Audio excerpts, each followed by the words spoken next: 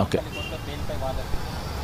Cinema piracy పేరుతోనే టాలీవుడ్ సినిమాను గడగడలాడించంటే ఐబొమ్మ రవికి ఎటగెళ్లకు మొత్తం మీద ఒక బెయిల్కు మంజూరు కాబోతున్నాను చెప్పుకోవచ్చు. మొత్తం మీద అంటే ఇవాళ బెయిల్ పిటిషన్ దాఖలు చేసిన నేపథ్యంలోనే మొత్తం పోలీసులు కూడా దానికి వాదించిన పరిస్థితి. ఎందుకంటే ఆల్రెడీ తనకు బెయిల్ ఇస్తే ప్రభావితం చేసే అవకాశం ఉంది, ఇంకా అవసరం అనుకుంటే ఏదైతే ఉన్నదో దాన్ని ప్రభావితం చేసే అవకాశం ఉందని చెప్పేసి బెయిల్ ఇవ్వద్దని చెప్పేసి వాదించినటువంటి పరిస్థితి కనిపిస్తుంది. ఎందుకంటే తను ఆల్రెడీ గతంలో కూడా చూసినట్టయితే ఇప్పటివరకు చూస్తే తను 17 కోట్ల రూపాయలతో కూడా విదేశాలలో ప్రపంచ దేశాల్లో తిరిగినట్టు కూడా చెప్తున్న పరిస్థితి. ఎందుకంటే తను ఆల్రెడీ సంచలనమైన విషయాలు ఒక్కొక్కటి కూడా బయటపడ్డాడు పరిస్థితి. ఎందుకంటే తను ఆల్రెడీ పోలీసు విచారణలో కూడా ఒక్కొక్కటి కూడా బయటపడ్డాడు. తను ibomma.com పేరుతోనే తను కరేబియన్ దీవులలో తను ఏకంగా రెస్టారెంట్లు పెట్టాలి, తెలుగు రాష్ట్రాలకు సంబంధించిన రుచులు వంటకాలు చూపించాలని తను ఒక ఆకాంక్ష ఉందని చెప్పినటువంటి పరిస్థితి. ఇప్పుడు ఐబొమ్మ మొత్తం బొమ్మ పడిపోయిందని కూడా చెప్పొచ్చు.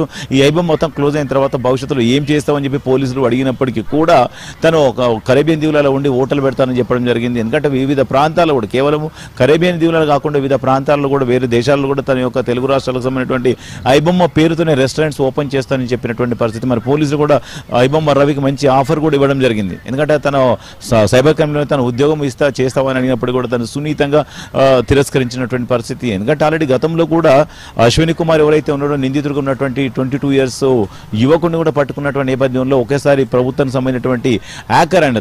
అసలు హ్యాకర్లు అంటే ఆడితేనటువంటి హ్యాకర్ అని కూడా చెప్పుకోవచ్చు. పోలీసులకే ముప్పు తిప్పలు పెట్టినటువంటి హ్యాకర్ అని కూడా చెప్పుకోవచ్చు. గతంలో ఒక సినిమాకి సంబంధించినటువంటి చూస్తే ఒక 2 నిమిషాల గల ఒక పెద్ద సినిమాను కానీ ఒక మొత్తం డాటా అంతా కూడా హ్యాకింగ్ చేసేటువంటి సత్తా ఉన్నటువంటి అశ్విని కుమార్ కూడా ఉద్యోగము సంబంధించినటువంటి మాట్లాడినప్పుడు తిరస్కరించారు. ఇప్పుడు కూడా అశ్విని కుమార్తో పాటు ఉన్నటువంటి ibomma.com రవికి కూడా ఉద్యోగం ఇస్తానని కూడా తిరస్కరించిన నేపథ్యంలో ఇదంతా కూడా చూసినట్టయితే ఈ యొక్క తన దగ్గర ఉన్నటువంటి సమాచారాన్ని రాబట్టేందుకు ఇప్పుడు ఇప్పటికే దాదాపు ఈ కేసులో మొత్తం 2 సార్లు కూడా కస్టడీకి తీసుకొని విచారించినటువంటి విషయంలో కూడా ఒక్కొక్కటి కూడా బయటకు తీసుకునే పరిస్థితి. మరి ఈరోజు నాంపల్లి క్రిమినల్ కోర్టు కూడా తన బెయిల్ పిటిషన్ సంబంధించినటువంటి వాదన కూడా కాసేపట్లో జరగబోతున్నామని చెప్పుకోవచ్చు. తనకు బెయిల్ కనుక ఇస్తే ఎవరైతే ఉన్నారో మిగతా సాక్షులు కానివ్వండి ఎవరైతే నిందితున్నారో వాళ్ళ అవసరం ఉంటే ప్రభావితం చేసి కేసు నీరుగార్చే విధంగా ఉంటాడు అని చెప్పి తనకు బెయిల్ ఇవ్వరాదని చెప్పేసి మరో పక్కన చేసి మొత్తం తన పైన కూడా 5 కేసులు నమోదైన పరిస్థితి.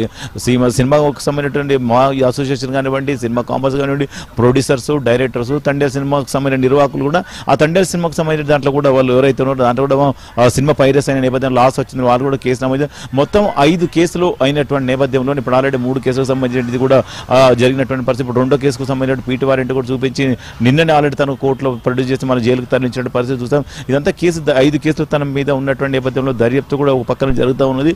తిన ఆల్రెడీ బెయిల్ పిటిషన్ కూడా దాఖలు చేసినట్టు బెయిల్కి సంబంధించినది కూడా ఒకవేళ ఇస్తారా ఇయ్యరా అని కూడా తన అడ్వకేట్కి సంబంధించిన చూసి మాట్లాడినప్పుడు కూడా ఇచ్చే అవకాశాలు కూడా ఓ పక్కన కనిపిస్తున్నాయని తనకు వాదన ఎవరు రవికి సంబంధించినటువంటి అడ్వకేట్ చెప్తున్నప్పుడు మరో పక్కన పోలీసులు మాత్రము తినకుండా బెయిల్స్ కనుక మంజూరు చేస్తే అక్కడ ఉన్న కేసు నీరుగారిపోతుంది, తనకు బెయిల్ ఇవ్వకూడదని చెప్పి వీళ్ళు కూడా కౌంటర్ దాఖలు చేసినటువంటి పరిస్థితి.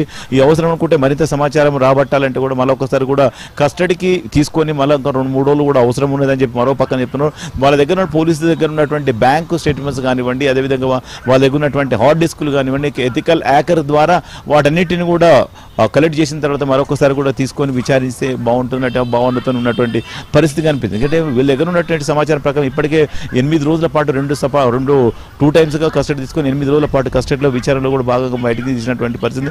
మరొకసారి కూడా అవసరం అనుకుంటే మళ్ళీ కస్టడీ తీసుకునే అవకాశాలు కనిపిస్తున్నాయి. ఎందుకంటే ఆల్రెడీ ఇప్పుడు తీసుకున్నటువంటి నేపథ్యంలోనే తనకు బెయిల్ కనుక ఇస్తే ఖచ్చితంగా ప్రభావితం చేసే అవకాశం ఉంది, కేసు నీరుగారిపోతుంది కనుక తనకు బెయిల్ ఇవ్వరాదని వీళ్ళు సంబంధించినటువంటి అడ్వకేట్ కూడా వాదించేటువంటి పరిస్థితి ఉన్నది. కానీ బెయిల్ ఇస్తే ఇక్కడ కనుక వాళ్ళ బెయిల్ ఇచ్చినప్పుడు కూడా తను ఆల్రెడీ ఇక్కడ ఉండాల్సిన పరిస్థితి ఉంటుంది. ఎందుకంటే తను ఇదంతా కేసు అంతా జరిగింది కూడా ఇతనికి సంబంధించినటువంటి డాట్ అంతా కూడా కరేబియన్ దీవులలో ఉన్నటువంటి పరిస్థితి. అక్కడ సిటిజన్ కాబట్టి తను అక్కడే జరిగింది, నేరం అంతా జరిగింది అక్కడ కానీ మరి దానిపైన ఎటువంటి చర్యలు తీసుకోబోతున్నా చూడాల్సిన పరిస్థితి. ఇదంతా కూడా సంపాదించిన డబ్బంతా కూడా విదేశాలు అంటే వారంకి ఒక ట్రిప్ తిరిగేటువంటి అమెరికా కానీ, జర్మనీ కానీ, కెనడా, స్విట్జర్లాండ్, దుబాయ్ ఇటువంటి దేశాలన్నీ కూడా తనకు తిరిగి తన యొక్క హ్యాబీస్ అన్నీ కూడా తను చెప్పినటువంటి పరిస్థితి. తనకు అంతా జల్సాలు చేసే అలవాటు ఉందని చెప్తున్నటువంటి పరిస్థితి. కానీ ఐబొమ్మ రవి లోపలకు ఉండడంతోనే సామాన్య ప్రజలు కూడా చాలా మంది కూడా అభ్యంతరం వ్యక్తం చేస్తారు. ఎందుకంటే సినిమాలు కూడా చూడలేకపోతున్నామని కూడా తనకు మద్దతు పలుకుతున్న పరిస్థితి ఉంది. Ramaraj. Right, thank you Durgesh.